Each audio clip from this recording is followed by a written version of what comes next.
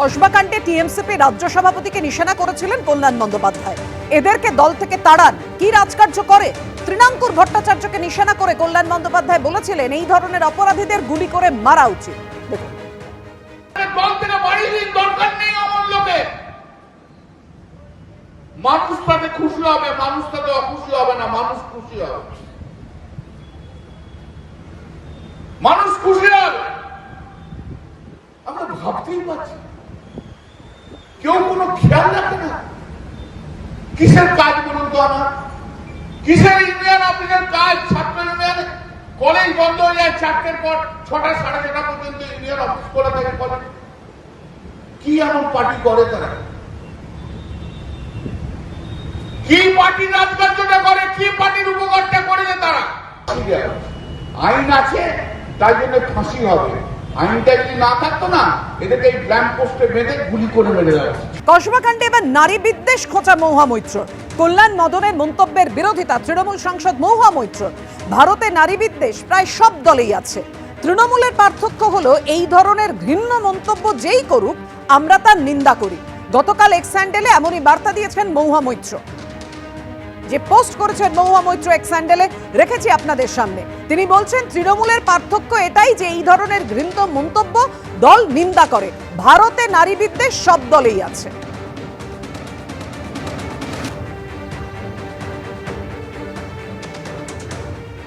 মহুয়া মৈত্রর এই নারী বিদ্বেষ খোঁচার পাল্টা আক্রমণ তৃণমূল সাংসদ কল্যাণ বন্দ্যোপাধ্যায়। আমি নারী বিদ্বেষী নই, মহুয়া নারী বিদ্বেষী।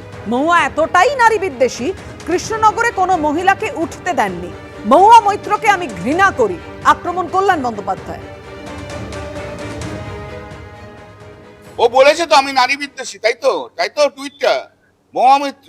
আমার প্রথম প্রশ্ন হচ্ছে, উনি 1.5 মাসের হনিমুন করে কি এসে ফিরেছেন ভারতবর্ষে?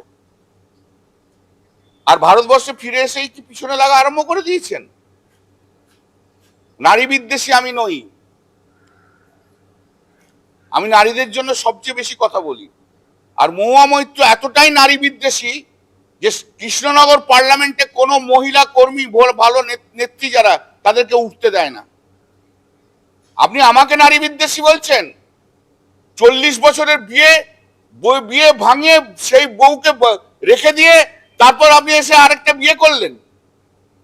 তা কোন নারীর বুকে আপনি আঘাত মারলেন নিজের স্বার্থের জন্য? আর আমি নারী বিদ্বেষী?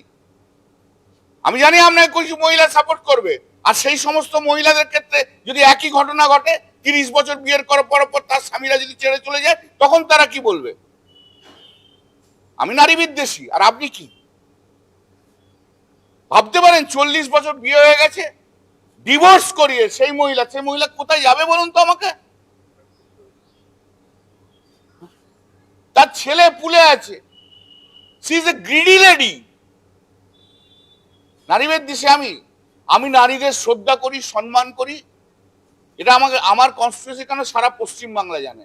আমি একটি নারী hater, that is Mahua Moitra. I hate her. এরা কবে রাজনীতি এসছে? এর শুরু কি? এ তো রাহুল গান্ধীর বান্ধবী বলে তো কৃষ্ণনগরে কংগ্রেসের পলিটিক্স করতো। তারপর 2011 থেকে চলে এলো। একজন সিনিয়র এমপি আমাকে বলেছিল, বা আমাদের বলেছিল সেই সময়, যে তার বিধানসভার কেন্দ্রে দিদি ওর নাম প্রপোজ করেছিল। সেই সিনিয়র এমপি বলেছে না, ওকে চলবে না। তখন আরেকজন মহিলার নাম প্রপোজ করেছিল, তাকে অ্যাকসেপ্ট করেছে, সে এখন মন্ত্রী।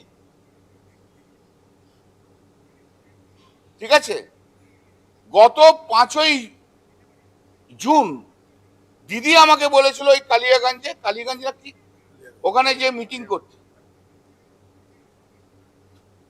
সেদিনকে আমি বিধানসভায় গেছি। আমাকে তখন রূপবানুর আর উজ্জ্বল আমার কাছে এসে বলল, ববির ঘরে বসে, তখন আমি, যে এরকম মহুয়া মৈত্র বলে দিয়েছে, প্রেসিডেন্ট আইপ্যাককে বলে দিয়েছে কল্যাণ ব্যানার্জির এখানে ঢোকা চলবে না। ঠিক আছে, উনি বাইরে ফরেন কান্ট্রিতে বসে বসে সব কন্ট্রোল করছেন। তারপরে আইপ্যাক বলেছে কল্যাণ ব্যানার্জিকে আনা যাবে না, যেহেতু আমি দিদিকে যে জিজ্ঞেস করলাম আপনি কি বারণ করেছেন, ওরা বলছে যে আপনি বারণ করেছেন। তখন দিদি প্রতীকজনকে ফোন করে, প্রতীকজন বলছে যে Mahua Moitra being a president উনি বাধা দিচ্ছেন যে কল্যাণ ব্যানার্জি যাতে না যায়, এবং আমাদের ধারণা যে উনি কল্যাণ ব্যানার্জি যদি ওখানে যায় উনি স্যাবোটেজ করবেন। এই হচ্ছে মহুয়া মৈত্র।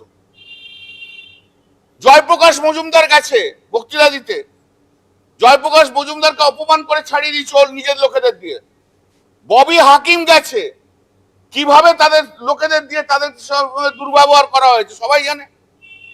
এসব 2011-র পর এসছে, 2016-তে এমএলএ হয়েছে, তৃণমূল কংগ্রেসের ভালো সময় এমএলএ হয়েছে, এবং তারপর এমপি হয়েছে, এবং এমপিশিপটাকে পুরো ভেঙে খাচ্ছে। এর কাছে আমি নারী বিদ্বেষী সীমিত হবে না। যে নিজে না একটা নারীর সংসার ভেঙে যে একজন পুরুষকে বিয়ে করে, এই বয়সে এসে 65 বছরের বয়সের পুরুষকে, আমি তাকে মনে করি না যে একে কোনো সুস্থ মনস্ক নারী বলে। এই আসল নারী বিদ্বেষী। এই নারী বিদ্বেষী কথা বলে নিজের ফায়দা লুটতে চায়।